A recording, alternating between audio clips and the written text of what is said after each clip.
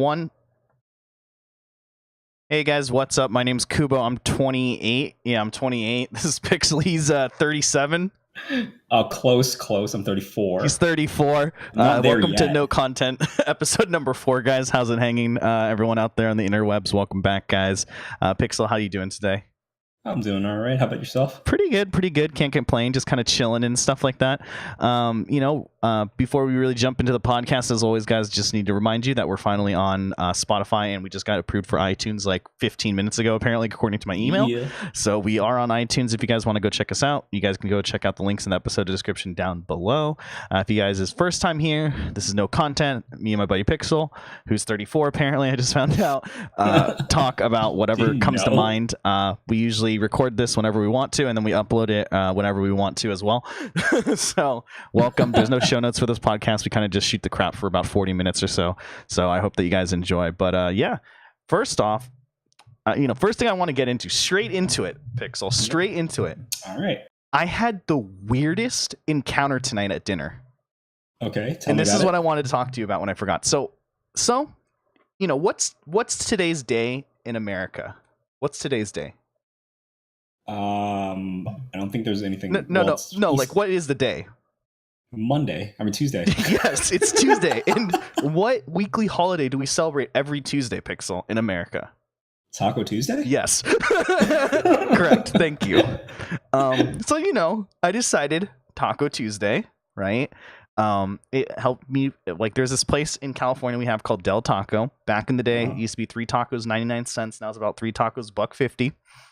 They're not the greatest tacos ever, but they're pretty decent, Yeah. And, decided to go to the drive-thru, and it was hella packed, dude.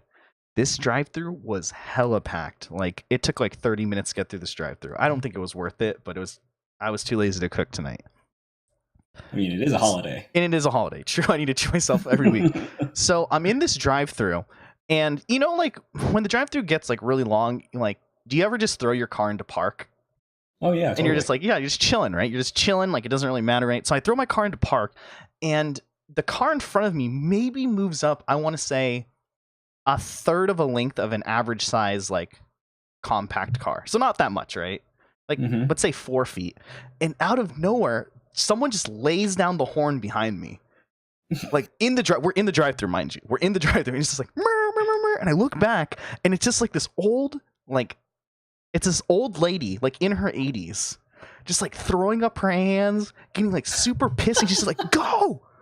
And she's, like, getting super mad at me, like, telling me to go. She's, like, a couple cars behind, too. It's, like, me, a car, and then her car. And she's, like, getting all mad at me. So then I'm like, okay. So I move, like, 2 feet forward. And then, like, maybe 5 minutes later, cars kind of, like, inch a little bit forward. Like, it's nothing crazy, right? And again, old lady just starts hammering her horn down, and this happens the whole way through the drive-thru. It is the most bizarre encounter I've ever had at a drive-thru. Like, anytime any car moved, like, had like any little inch of clearance space or whatever, she was like laying down the horn or just like rapidly beeping the horn, like telling people to go, and like yelling at people, like making eye contact with them. Dude, it was tacos weird. Just bring out the worst in people. Dude, yeah. So my question is, what's the weirdest encounter you've ever had at like a fast food place, or like just road rage in general? I guess this is counted road rage when we weren't even on the road. But like, what's like, you have any cool like road rage stories or anything? I don't think anything cool happens from road rage in my experience. Well, I guess memorable would be the right way to put it. I mean, the only memorable thing I can think of right now it wasn't involving road rage, but it did happen at a fast food place. And I was at a Popeyes, and this was in Florida. I was waiting in line to order, and minding my own business, when someone comes up to me and just like starts staring at me, staring me down. And old person, young person, like, what are we talking here? Older person, probably in their 50s or maybe even 60s. Okay. And just the only reason he was trying to stare me down was that he was trying to figure out what race I was. And he was so, he told like, you this. Yeah. Like, after the fact. Yeah, I was like, can I help you? Yeah. And he was just like, what are you? And that is so awkward. For anybody who's an Asian living in America, they know this feeling. Yeah, They've okay, been, yeah. By the way, side note, audio listeners, we're both Asian, okay? Pixel's Chinese, I'm Japanese. I guess we kind of don't look like it, though, to be fair. At least that's what people tell us. I don't know. yeah, and like he was trying so very hard to guess what my race was, and he's like, "Are you Filipino? Yeah, Are you Mexican? right. Are you Japanese?" And I'm like, "No, I'm neither. I'm Chinese." Uh-huh. And the conversation just cut right off, and that was that. He turned around and walked away, and I'm like, "What's That happening is here?" so random. Did he already order his food and stuff like that? I don't know. I think he was just like standing around. He didn't order anything. He just left. Did he look homeless or anything? Like what was his deal? He might have been. He didn't seem homeless. That is He so seemed like a normal guy, maybe like a little disheveled, but like that was like the strangest experience. I was like, "Oh, am I gonna have to like throw down in a second here?" Dude, Like, that's so weird. Do you get offended when people ask that question? Like what type? Because like here's the thing. For me, so my background is like my parents are second generation, but they're pretty Americanized. Like I'm pretty Mhm. Americanized as well. Like my parents' story is like on both sides of my family. Like when their parents immigrated over here to America around the 1940s, 1950s, they pretty much just embraced American culture and like totally shunned like any type of like Japanese culture they had. So like Hmm. growing up for me, it was like I never knew how to use chopsticks until like I moved out and like hung out with like more Asian friends. Like I was kind of the only Asian person. We didn't really like Mhm. consume Asian food or even like do Asian customs, Hmm. like attend Buddhist temple or like any of the kind of stereotypical stuff you hear about like Asian people, like got to study really hard, got to do music, got to take your shoes off in the house. Like it just like we Right, didn't right. care. So for me, like for me personally, it's always strange when someone's like, "What are you?" Because like my default is I usually just say I'm American.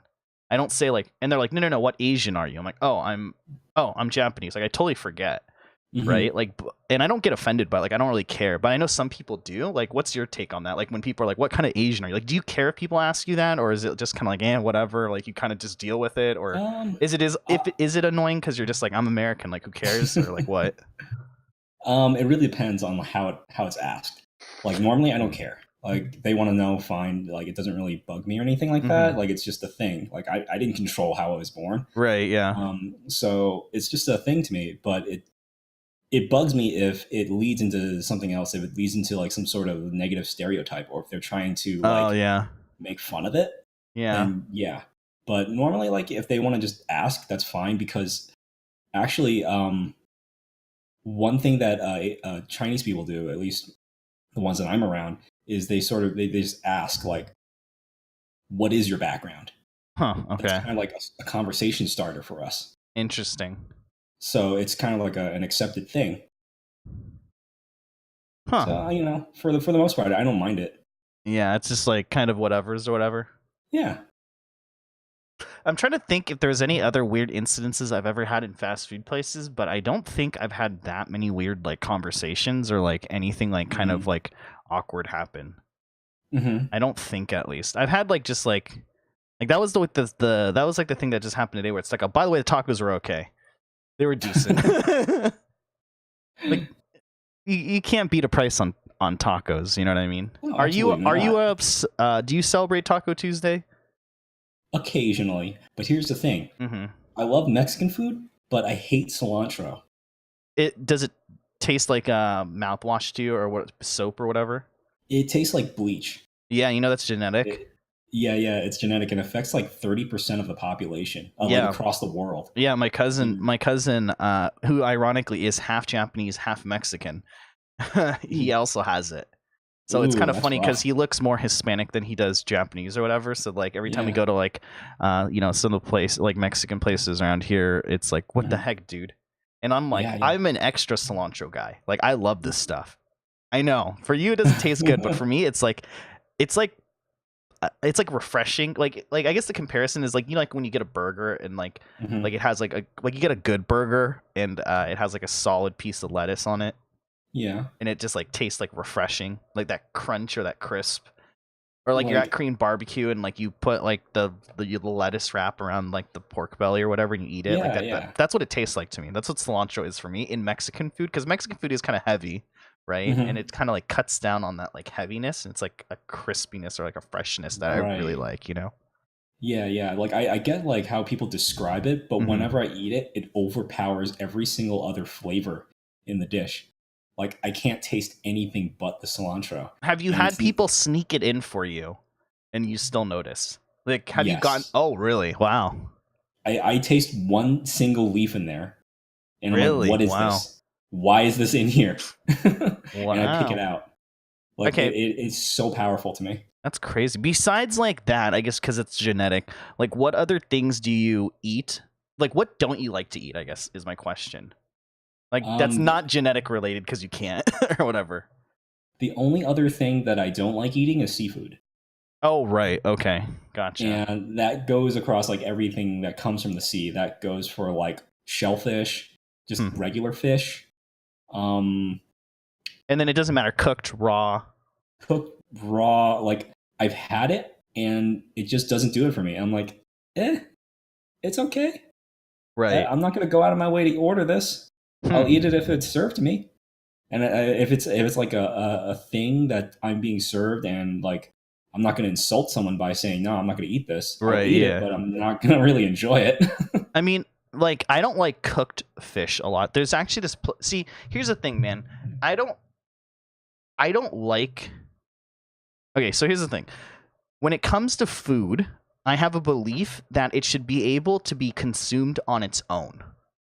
Right? Like if someone presents me anything, a steak, a burger, Chinese food, anything, pho, it should be able to be palatable enough to where if I eat it on its own, it will be really, really good, right? So what I mean by that is I don't like it when people like we go to a pho place or a ramen place and they're like, yo, but you got to add sriracha to this. It tastes way better with the sriracha. You know what I mean? Like it should stand on its own when you consume it. You know what I mean? So Sure, yeah. I don't like cooked fish as well. Like I never have liked cooked fish. I've never liked the taste of it. It's always like really dry, and I'm talking like stereotypical American cooked fish.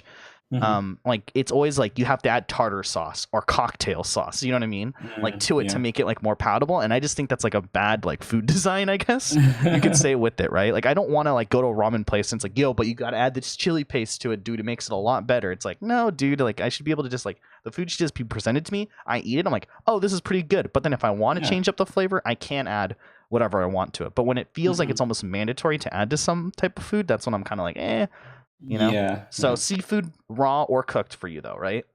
Raw or cooked. I like. Doesn't matter if it has something on it, off of it. Doesn't matter. Like you've had, I'm assuming, various variations of it over your lifetime. Oh yeah, like I've had sushi, I've had like sashimi. I mixed it with soy sauce and wasabi, and it just doesn't do it for me. Wow. Like it just, it's just I don't know. I don't like it. And I've had the fish that comes with Korean banchan. And like you said, that's like just really dry and just not really, doesn't really taste good. I don't like that fish though as well, because it's like, are you talking about the one that's like it just looks like pieces of beef jerky? Like it's the only way I can describe it. You know what I'm talking about? It's like the whole fish. It comes out. Oh, okay. Yeah. It's like the head and tail and everything.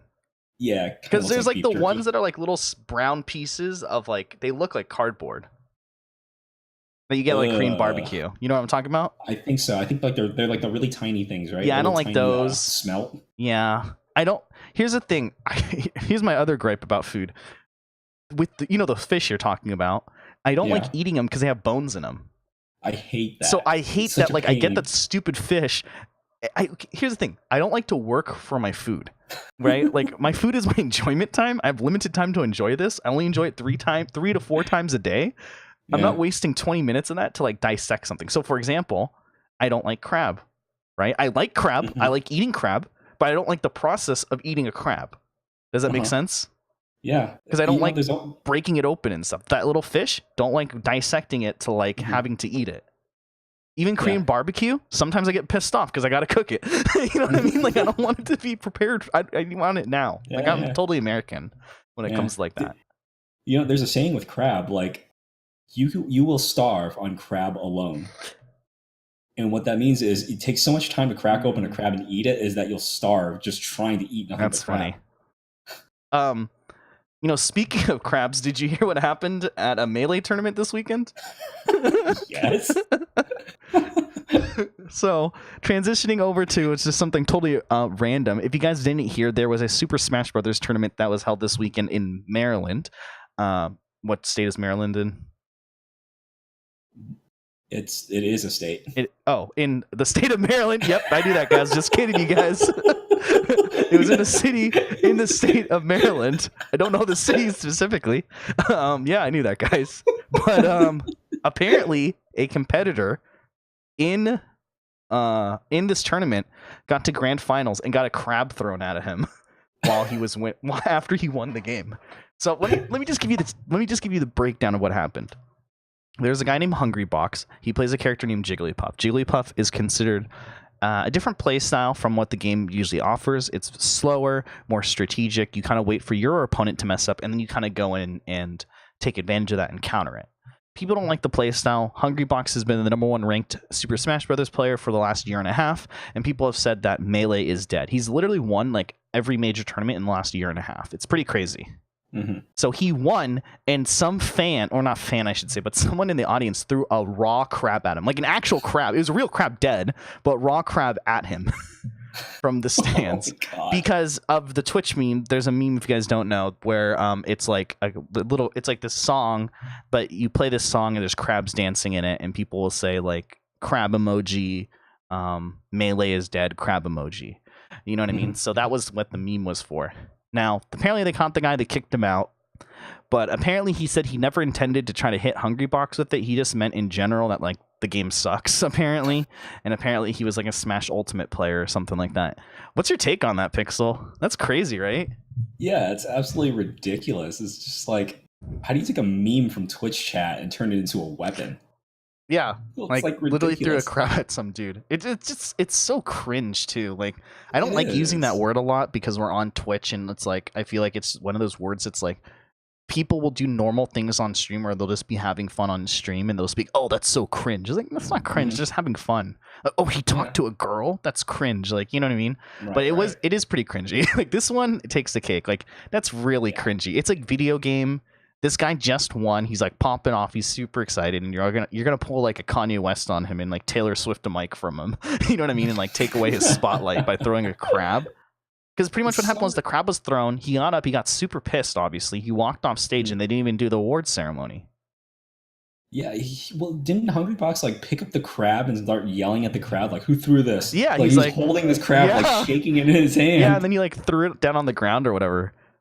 He did have his redemption arc. He did stream last night eating a crab. The whole stream was him not talking, eating this giant crab that he ordered with extra butter while he played a 1 hour crab rape song like the whole time or whatever. So that was pretty good. Oh, that's amazing. So yeah, so that was like something that ended up like happening or whatever, which is like, I don't know, pretty interesting or whatever. And like, I don't know. It's one of those things where I don't know.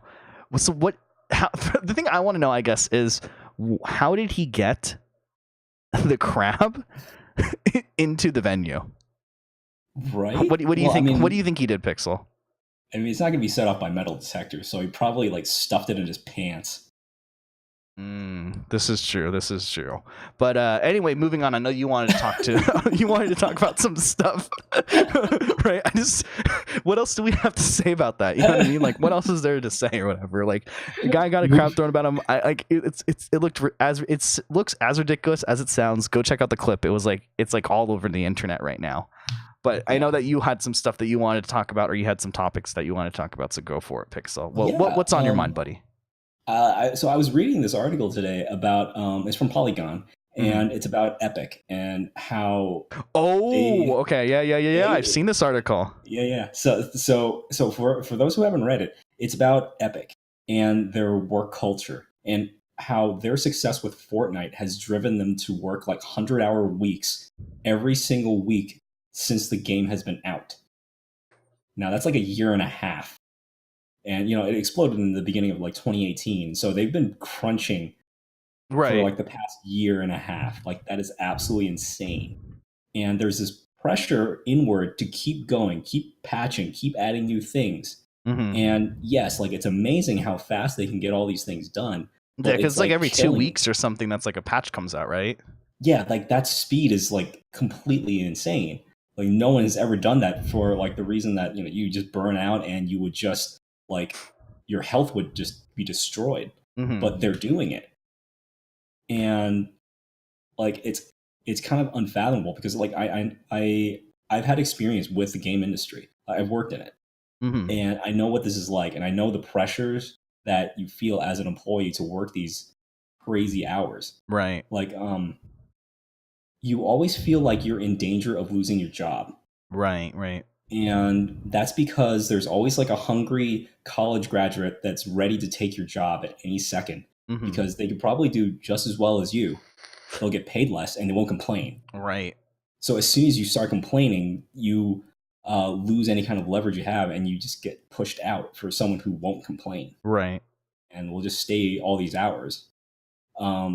So this kind of problem keeps persisting and it keeps happening. And it happens across every game studio because people are just too afraid to speak out because they really love the game industry. Right. The only people that work in it are people that love it. Right. Yeah. Yeah, I read that and it's pretty crazy. And it also makes a lot of sense probably because there's a lot of things that I think people who play Fortnite, there's a lot of things they complain about. Oh, I don't like this. I don't like this. I don't like that. And it's like, why doesn't Epic fix this? There's still this bug that's in the game. And like, I read that article and it was like, oh, this makes sense. Why certain things aren't being fixed, like certain bugs or certain like things aren't being added or taken away fast enough because it's like they probably can't with like how like crunched their schedule is. Like, yeah. It's probably too nuts to do. Right. And they just keep changing things that they really don't have the time to test for. They're always just like, push it out, make the change, add this new thing. Don't bother with it. If it doesn't work, we'll fix it later. Right. And I think another thing the article mentioned too is like a lot of those people are contractors, right? Yeah.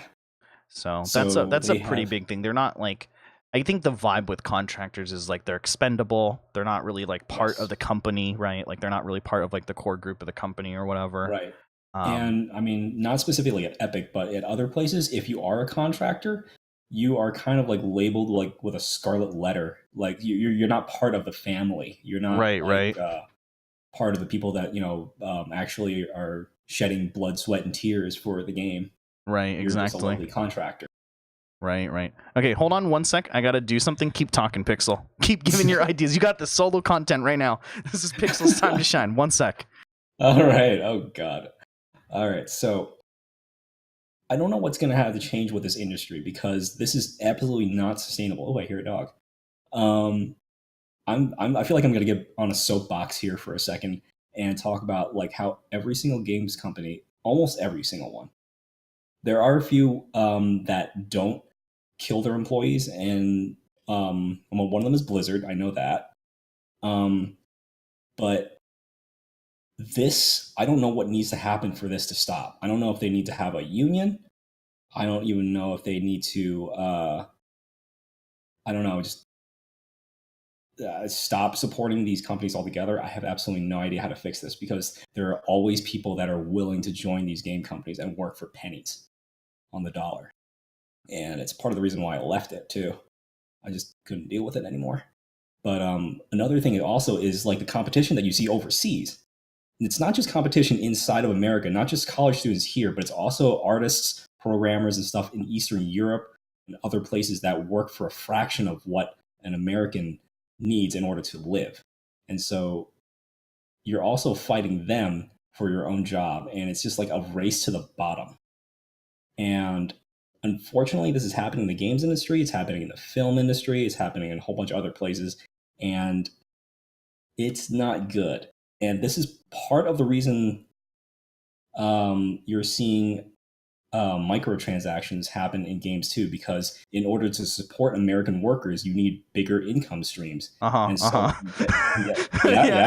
Yep, I see. Sorry, not to cut you off. Keep going, but podcast tangent. Daughter saw like a huge spider, and I had to kill it. So she was waiting outside my door, so I had to do that. So hopefully, Pixel thought time was pretty good. Maybe we'll make that a regular thing where I just take a 5-minute break, I just leave and have a smoke break, and I come back. Thanks, man. Okay, keep going. See, I was getting on my soapbox. I was talking about microtransactions and stuff, and like how If you have to support an American workforce with a studio in America, you have to generate more income to support it, right? As opposed to like hiring a bunch of like artists and programmers out in like, I don't know, Ukraine or Romania or whatever, right?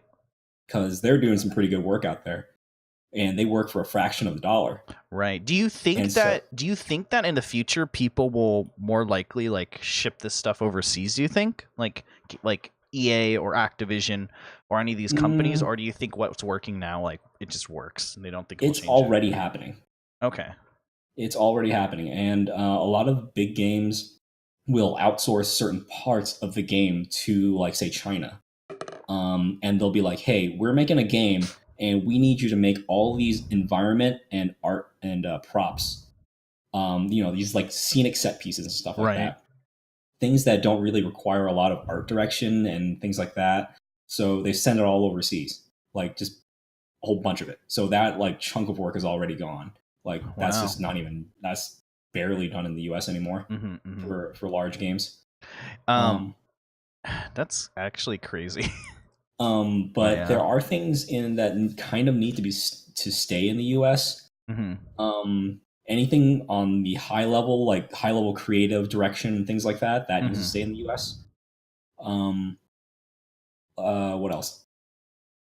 Anything that requires like an NDA or like a really strict NDA, things that of course those secrets will like if they get leaked, it will be really bad. So like high level like game design, things like that. That stuff needs to be staying in the US. So there are some things that are safe, but other things that are just kind of like grunt work, that stuff is all in danger. Right.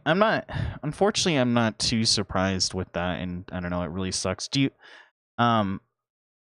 yeah, I mean, what else can you do? They're just trying to make cuts and trying to make more money. It's one of the things that kind of is like, it's cool. Like, it's cool that gaming is such like a mainstream thing now, and like people like doing it, and it's like, it's like this thing that's like socially acceptable now, right?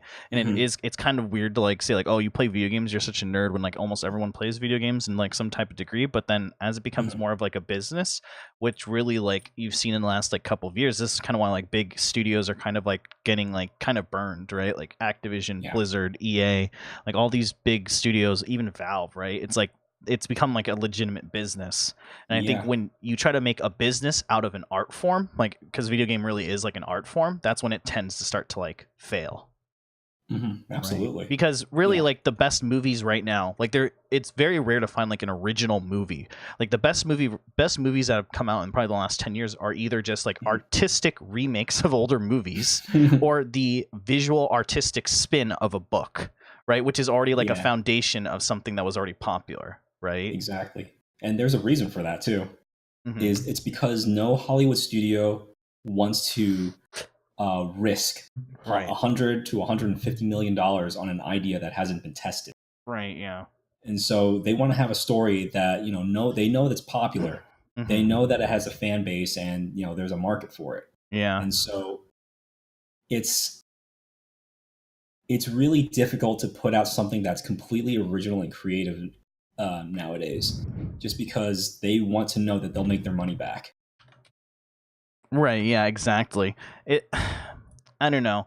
What do you think Fortnite will ever slow down? Because I feel like at some point I think at first it was really cool that Fortnite was coming out with all these updates and stuff like that, right? Like every couple of weeks, like new guns are added, new guns are like taken out, this change, that change, this change. But it seems like a lot of this stuff is just super negative at this point. Like it seems like a lot of people are just like it's so hard because we're on Twitter, we're on social media, right? Like a lot of my daughter's friends play Fortnite, but they almost exclusively play the LTMs, the limited time modes. They don't actually play like the core normal game.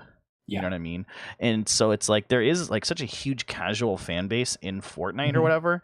I think that's like really what Fortnite's been like is starting to focus on. And it's like if we can just keep these kids engaged, add new cool weapons, add this or that, like because on like I hear two sides of the story. I see the Twitter posts from pros, from Twitch streamers, from people who are in the scene, from like people who really like the game, who are my age, who are like really really complaining about the game, and then I see on the flip side, like from kids and like younger generation, like, oh, this game's awesome, or like casual people even like, oh, this is really fun, right? And kind of like the same idea, but like this is kind of what happened. Some people are saying like what happened to Minecraft, right? Like Minecraft first came out, and it was like really the older people who started streaming it, who started playing with it, who started like tinkering with it, right? It was like Giant Waffle, like people like our age really who got into Minecraft, you know what I mean? And like made it really popular. But then like a year or two later, you come back to Minecraft and it's, oh, Minecraft's a kid's game. Only little kids play Minecraft, lol. Like, you know what I mean? Because Minecraft or Mojang started to like adapt the game more for a casual, kid-friendly audience. I feel like you could say the same thing about Fortnite, right?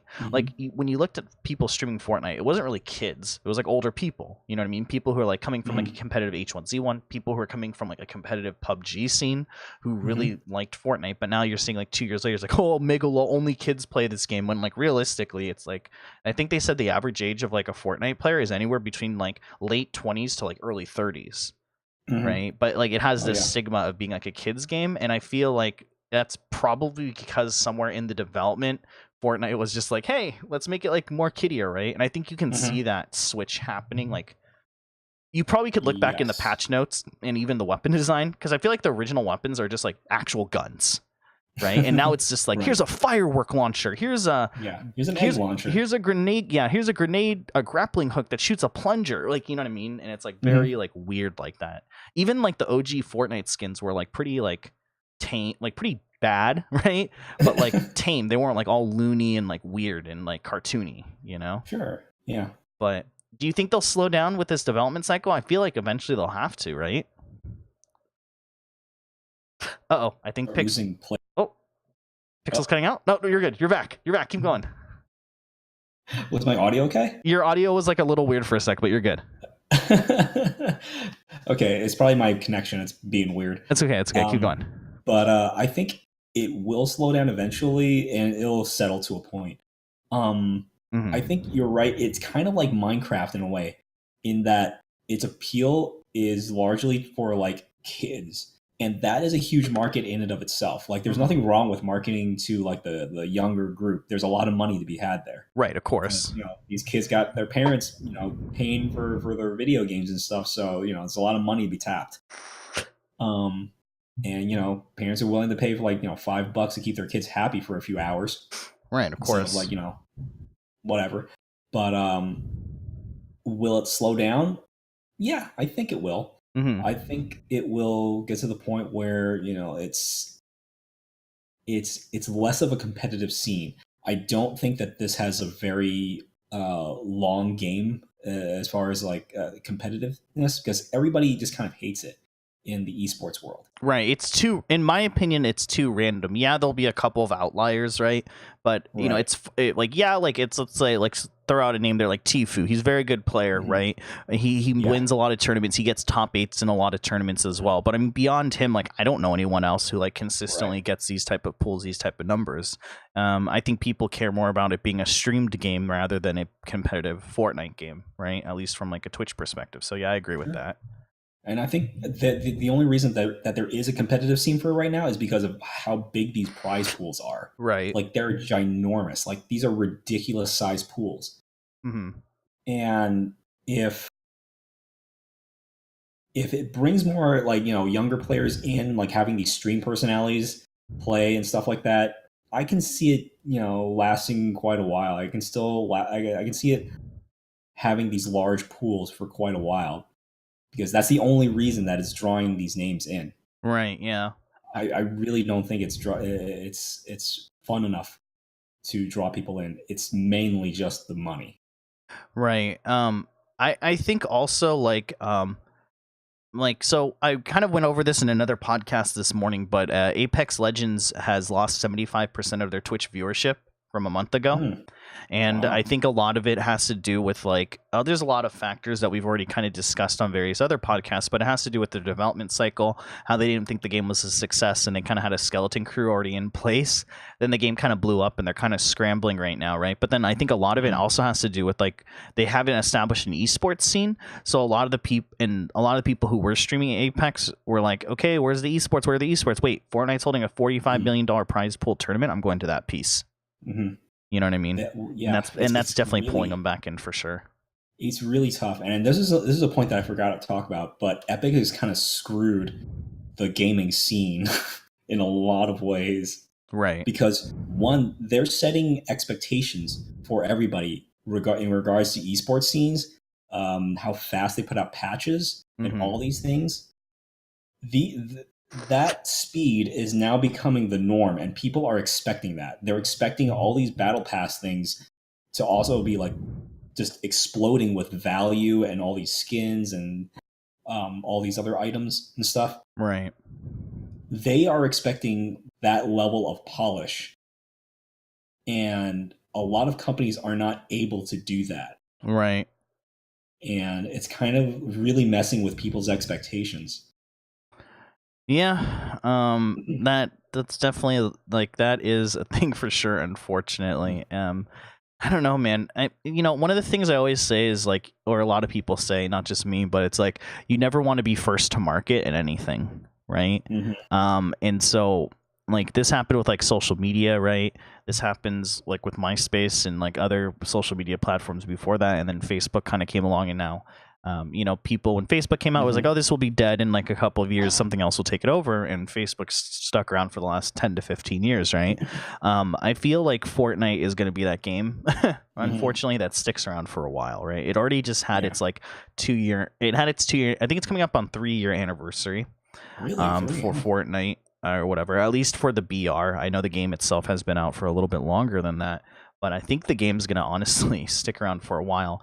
And I was talking to a friend about this, actually, and he said that he wasn't really too surprised that, because we were talking about how, realistically, we don't think that Apex Legends took a lot of Fortnite people away.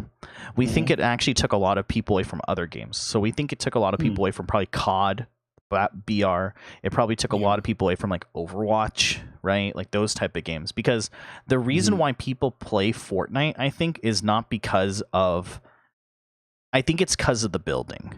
I think that feature is very unique.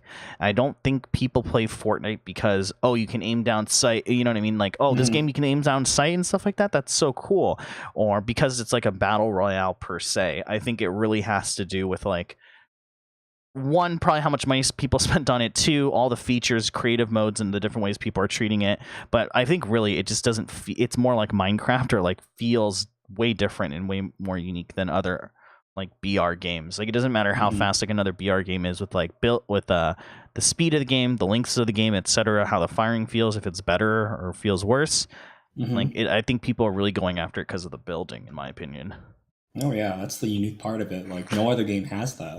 Right. And so it also helps that it's literally on every system in mankind right now. It's very easy to link your accounts to, and I think it draws in a lot of people because, like we've mentioned before, it's free. I remember when League of Legends first came out, and people kind of made fun of it because it's like a crappy freemium game. But it ended up being like a really legit game, and that's kind of the same thing with Fortnite. I think that's why there's a lot of kids on it. I think that's why it has a huge install and play base as well, because it's free. It's very easy to convince a kid to, hey mom, can I download this mobile game called Fortnite? It's free. I don't have to pay I don't have to initially pay anything for it. Yeah. And I think that's going to be like a trend, like games as a service. Games are going to be low cost to start out to get you hooked. And then if you want to keep playing, you have to keep keep paying. Right, yeah. So I guess kind of going on the same video game topic, what do you think about mobile games?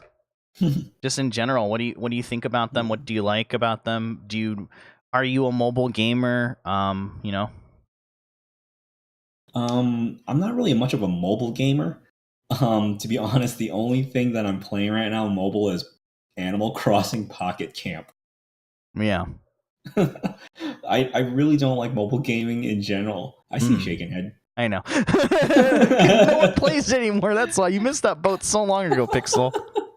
They changed it. It's like completely different. I played it a couple days ago. It's the same. No, I get you though. I mean, hopefully it has connectivity with the Nintendo Switch one, but I don't know. It kind of, mobile gaming has to be taking over like like a casual market. Like I think mobile gaming is more threatening like the 3DS, or you know what I mean, like the 3DS or the PSP. I think that's why Nintendo is very smart when they made the Switch console to just combine the two. You know what I mean? Like I think it's taking away from the casual. I think it's really hitting the casual market and kids, right? Play a game on their mom's phone. You know, older people can play games on it. The device install is already there and stuff like that. But playing games like hardcore on my phone, I just get an emulator for it. Oh yeah, and playing it on my computer. Totally, but I totally agree that if you're playing a game on a smartphone, it's only appealing to a certain market, and that market is usually people who aren't really heavy gamers, or they're games that kind of supplement what they're already playing elsewhere. Right. Like Hearthstone for the mobile, that's kind of like a supplement to like playing on desktop, so you can just do the same thing away from your desk. Right.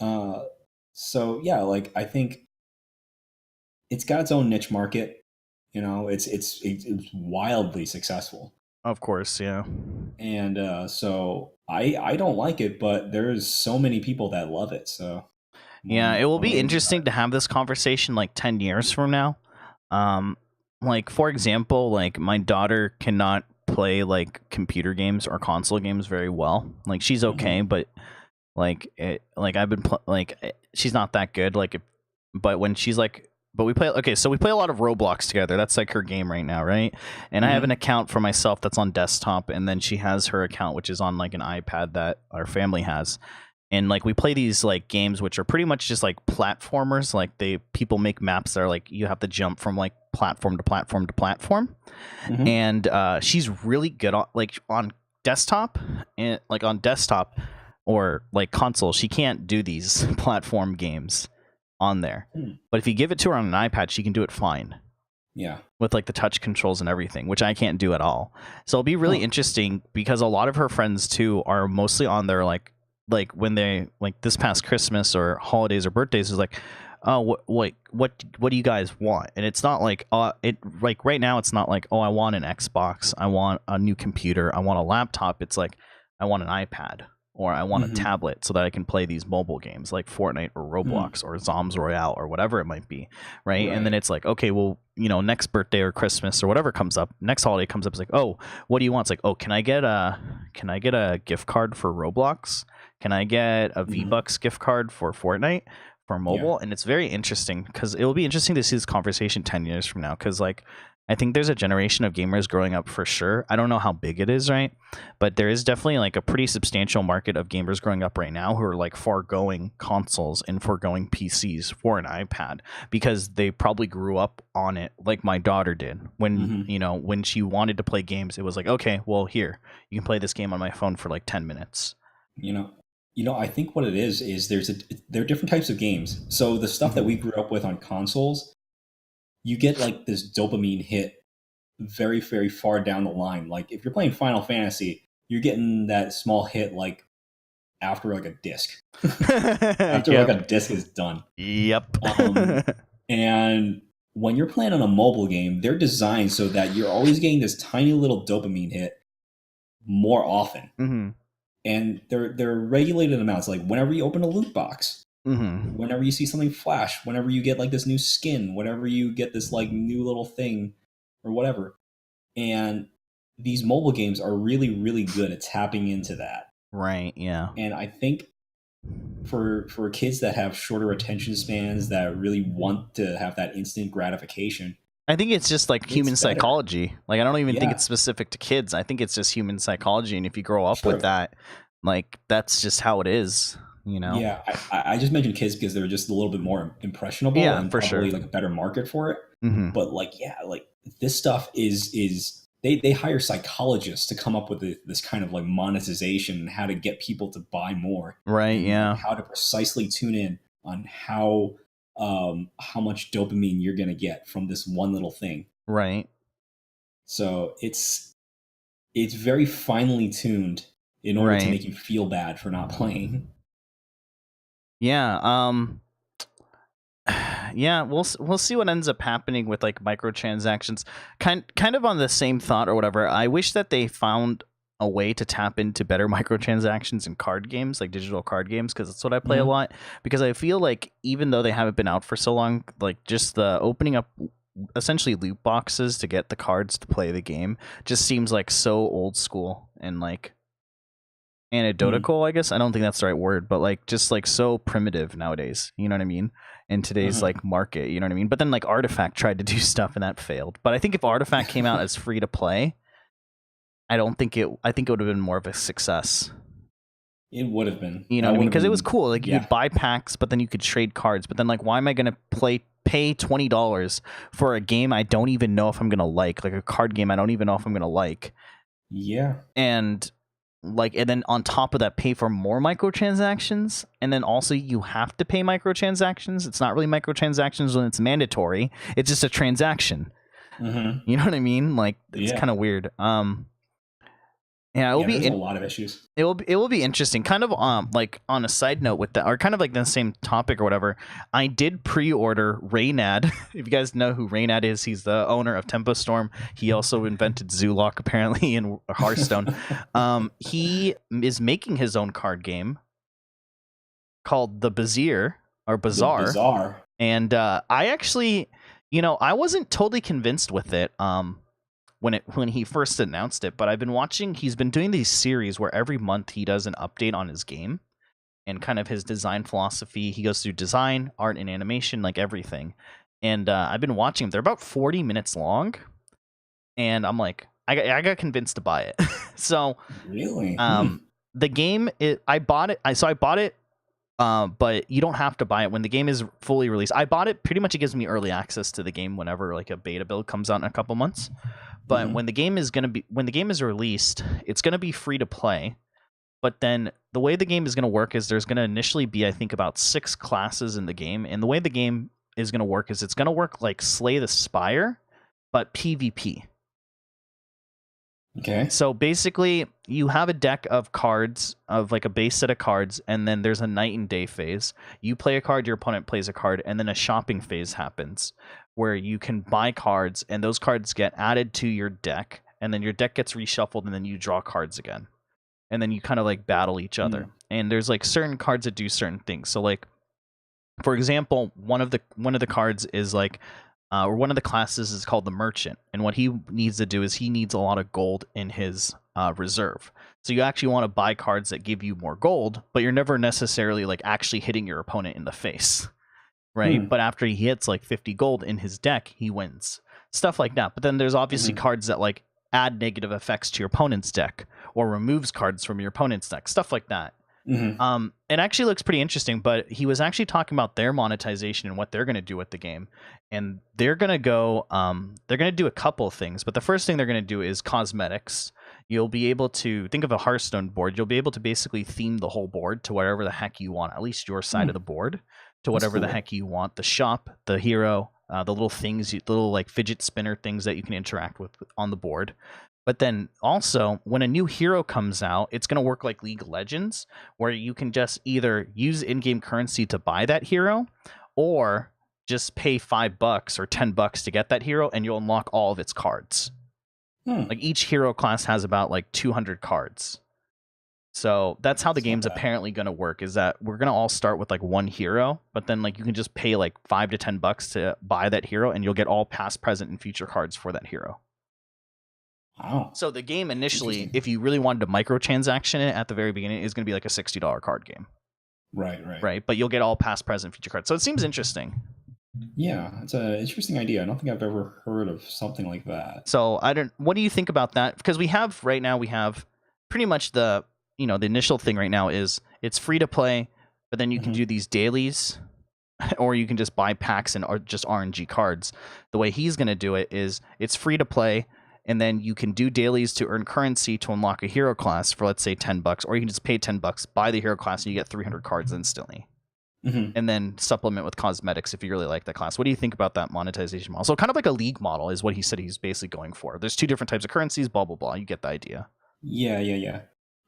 So with most games, I always want to do my research. I always want to see what it's like before I play it, and especially before I plop down $60 for it. Right.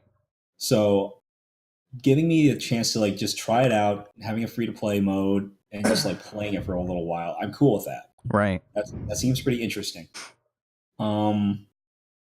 Is there a way to actually gain all the extra classes without? Yes. It's gonna have two currencies, kind of like in League where there's IP and RP. So yes, Okay. One of the benefits, by the way, of me or buying it in early access is I get double currency, double of the free in-game currency. But yes, even cosmetics will be able to be purchased for free with this currency as well. So you can, in theory, pay for nothing. Okay, I'm totally cool with it. That's fine for a monetization model for me. I'm only against it when they put up like strict paywalls or things that really hamper your gameplay. Right.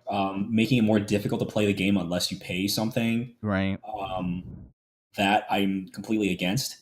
Cosmetics are totally fine with me. I remember when I used to hate the idea of paying for cosmetics. Warhorse armor, Elder Scrolls Oblivion, DLC. People were pissed, dude. That whole scandal with the stupid horse armor, like how many years ago that was? It was like just a few years ago. No, it was like 13 years, they said. 13 to 14 years, because that game came out in 13. Probably 12, because it came out in my junior year of high school, and that was 2007. Yeah. So, yeah, like, probably 12 years. Just how ridiculous that was. It was like, oh, it's a single player game, and you can pay $5 to get like an extra horse armor. And I'm like, and I remember sitting there thinking, why can't I just download this from like Nexus Central and like get a mod for it? Like, why am I paying $5 for this crap? Well, I mean, especially for a game like Skyrim or Oblivion that like encourages modding, like even to this day, it was pretty stupid of them, to be fair. Yeah, I remember like the entire mod community was so up in arms, like this is dumb. Yeah. And then they came out with what was it? It was a compromise that they were actually going to help modders charge money for their mods. Did that ever come to fruition? I don't think it did, and if it did, it was really short-lived. Yeah, that's funny. I remember thinking like, this is so stupid too. And look at where we are, Pixel. Look where we are now. We're like, oh yeah, this is cool. We can pay for cosmetics. We're willingly paying for cosmetics. Like, oh, that's a great idea. That's a great income stream. Right? Oh my gosh. I actually did send him, like, there's a feedback thing you can put after you buy the game of things you want to say. And I actually did tell him I wouldn't mind if some cosmetics you could only buy with money. Because I do, like, I get it. Like, I like his monetization model, especially that you can buy cosmetics if you want to with the free currency and never have to pay a cent. But it's like, at the same time, like, I wouldn't mind if there was like some items that you could literally only buy with like real money, because like it makes it kind of more like exclusive. It does. And while I hate saying it, like, there are people who are like, I'm going to buy this because I can only pay for it in this way. Yeah. That is like a good idea, actually. I mean, from a business standpoint. Right. So, I mean, I know there's going to be really super special and people are really going to want it. And that's the idea. And that's what makes it a good one. Yeah. Like, I have some super rare Hearthstone card backs or Hearthstone heroes that haven't come back or whatever. And like, I don't care if people have them, but it is cool to like see them. Like I don't see the hero very often. Like, I think one of them was Khadgar. They have as a mage. Excuse me. And he was only available for a short period of time, for like a couple of weeks back in 2014, and he was exclusively on iOS, and it was for a promotion of like Earth Day or something. So the hero was $5, you paid for him on iOS only, and all the proceeds went to like Apple to donate to Earth Day. And people are like up in arms because even today there's still threads like, so when's Khadgar coming back? Like, can we get Khadgar? Like, I didn't play the game in 2014, and like I don't see him very often in the game, so I always use him, and I think it's cool that like I have him exclusively. Now, do I care if other people get him? No, I don't care. But there is something kind of cool to be like, oh yeah, I'm the only one who has Khadgar. Or, like, I'll see another Khadgar player and I'll be like, oh, sure, nice. Another one. You know what I mean? It's exclusive enough. Or I don the rarest Hearthstone card back, which actually you have that card back too, because we both went to that Hearthstone tournament. Oh, the Tespa card back? No, the other one, the Thrill of the Hunt card back or whatever. Thrill of Victory card back. Okay, it's like a card back you can only earn by going to an official Blizzard sanctioned tournament. And that was the day we went to that tournament, and then we went to Portola's afterwards. So you should have that card back. Yeah, Porto's. You should have that card back, actually. And it's kind of cool. Like, I've never seen anyone own that card back. Oh, that was really cool. Because, like, there should only be about 1,500 people in the world who have that card back. Wow. Yeah. So it's like, that's kind of cool to, like, just have that card back, even though I'm, like, rank 20, and I'm just, like, messing around. But still, it's like, I have this card back, you don't. I'm cool. So I do like the exclusive, I do like the exclusive cosmetics for sure. And I think that's something that's, like, really, really good. I don't know, but what do you think about that exclusive cosmetics? I think it's fine. People just have the choice to buy it or not, and it doesn't affect gameplay, so I'm cool with it. Right. There are a lot of things that I wish I could buy. Like Fortnite skins are a good example of this. Yeah. Because those pay skins are freaking really well designed. Yeah. They're really good. Yeah. And I was almost tempted on several occasions to buy certain skins, even though I don't play anymore, just so I can have them. Yep. Like, I know how powerful of a draw these things are. Like, they are a good, like, business idea. Like, just to have that skin, like, it doesn't even matter if it's not real, and you know that it's $20. It's ridiculous, but it's such a strong draw. Yeah. People just love to personalize their stuff, you know? Yeah. Fortnite pisses me off, though, too, because I wish it went kind of like, I get it, but I hate how it's, like, kind of an impulsive thing as well, where you have to, like, I don't like how it's, like, a limited time shop as well, like, on top of it being, like, I like how they don't have loot boxes. I like that about Fortnite. You know, I get it, though. That's the reason why a skin will be minimum $10 or something for the skin. But then I don't like how the skin will end up being like, well, this is only around for 12 hours. There's only 4 of them in the shop. We don't know when this will come back. Right? That pisses me off. And I wish they kind of went like a League of Legends model where it's just always in the shop forever. Yes. And there is a reason for that. And it's because impulse, right? Impulse is part of it. It's the feeling that it's scarce. It's the feeling that you'll never see it again. And so this is your only opportunity to get it. Right. So people, this happens in a bunch of other, like, industries too. Like, it doesn't matter what it is. Like, it's fast food. It's, you know, stuff in a store, like a physical store. Buy now or you'll never see it again. Right. You know, capture this while it's, you know, on sale and it's a deal. Otherwise, it'll, like, jump up in price. Buy now. Right. Even if you don't need it. So... yeah, it's the feeling that it's scarce. You're not going to see it again. Right, exactly. So I get why they do it, but I still hate it. I do too. I don't like it because it does affect you. It's affected me. It's made me think about whether I should buy something. Exactly. And it's a very, very strong draw. Right, exactly. Anyway, I think we've gone a little bit actually over the time limit. Oh, wow. For our podcast or whatever. So I think that'd probably be a good time to cut it off unless there's anything else that you want to add for the week or talk about for this week or whatever. No, I think that's a good place to stop. Okay, cool. I mean, this one kind of came out to be a video game one, which is totally cool. But yeah, if this is your guys' first time here or watching on stream live or listening to Spotify audio, we don't really have show notes or anything. We kind of just shoot the crap with anything that we want to talk about, as you guys heard from the conversation for the last about hour or so right now about the most random stuff about Del Taco and stuff and sushi and me having to kill a spider for my daughter and stuff like that. But hate for cilantro. Yeah, I think we ended on a pretty good note. You know, before we go, as always, just kind of wanted to shout out the socials. You guys can check me out on Twitch, Twitter, or Instagram at Ryan Kubo. That's RyanKubo. If you guys are on audio or listening to it or watching us on YouTube as well, we do stream this podcast every week there, as well as many other podcasts that you guys can check out there. We're also on Spotify and iTunes. If you guys want to check out those links, they're down in the episode description or the Twitch panels down below as well. Pixel, where can they find you, though? You can find me at my Twitch channel at twitch.tv/pixel_pusher101.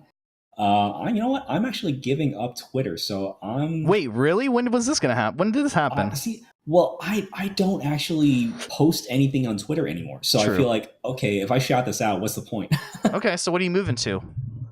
Twitch. I don't know. You don't even stream on your Twitch. All right. Yet. Yes. Okay. Give me time. Here, okay, special announcement. I do want to test this out. I don't think it's going to work too well because I think we need 2 cameras. When squad streaming comes out for affiliates, we should do 1 episode of this podcast with squad streaming to see how it turns out. Oh, that'd be interesting. Okay. Right? So we both stream it, but we're both doing the podcast. We both, you know what I mean? And then we just squad stream it so that people can listen to both of us or see both of us or whatever. But I don't know how that would work with our cameras. Because right now, if you guys don't know, Pixel is not actually seeing me. He has to watch my stream to see my face. But I can see Pixel because he's not using his webcam. So I think we would have to have a 2 webcam setup with one webcam dedicated to Discord and 1 dedicated to Twitch, which might be kind of annoying. But I do want to try it out. Wait, why can't I see you in this Discord call? Because my camera is already being used with OBS. Oh, it can't like split and I think we would need to get some type of splitter. We'd have to figure that out. But I do want to try that out as like some type of squad streaming. So maybe that will be the comeback stream. Okay. Yeah. But yeah. Okay. Anyway, so follow him, twitch.tv/pixel_pusher101. And he's given up on Twitter. So I don't know, hit him up on a dating app or something if you want to connect more with them on a personal level. Wait, how's the love life going too? Still single? Which is the best. Yeah, whatever. 4 weeks, we're still single, boys. That's the update or whatever. No, it's because you mentioned a couple episodes ago. You're like, what is it? Like, my name's Pixel and I'm like self-improving or something like that. Or I'm new and improved. I'm like, nice. You have a girlfriend? You're like, no, I'm still single. And I was like, oh, cool. That's the reason why I brought that up.